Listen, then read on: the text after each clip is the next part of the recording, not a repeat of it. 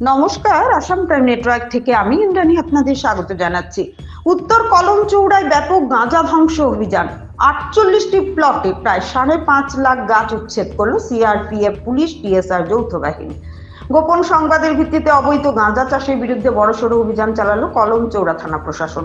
মোট 48টি প্লট জুড়ে ছড়িয়ে থাকা আনুমানিক 5,50,000টি পরিপক্ক গাঁজা গাছ পুরোপুরি ধ্বংস করা হয়েছে। আজ ভোর থেকে দুপুর পর্যন্ত টানা 6 ঘন্টা ধরে চলে এই অভিযান, যেখানে উত্তম কলমচৌড়া বনাঞ্চল, রাবার কর্পোরেশনের জমি এবং পাশানিয়া নির্দিষ্ট অংশ জুড়ে থাকা বিপুল পরিমাণ গাঁজা গাছ কেটে ধ্বংস করা হয়।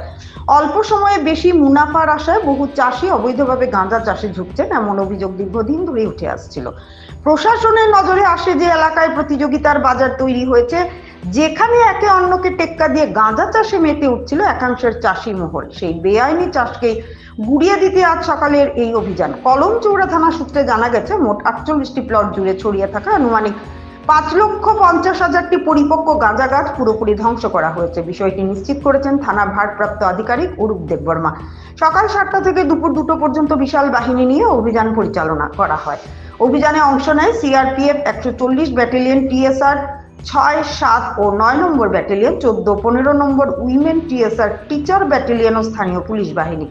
অভিযানের নেতৃত্বে ছিলেন কলমচৌড়া থানার এসআই বিশ্বজিৎ দেববর্মা ও অসীম দেববর্মা। গভীর জঙ্গল খাড়া এলাকা এবং রাবার কর্পোরেশনের পরিত্যক্ত জমির মধ্যে গড়ে উঠেছিল গাঁজার এই চাষ রাজ্য।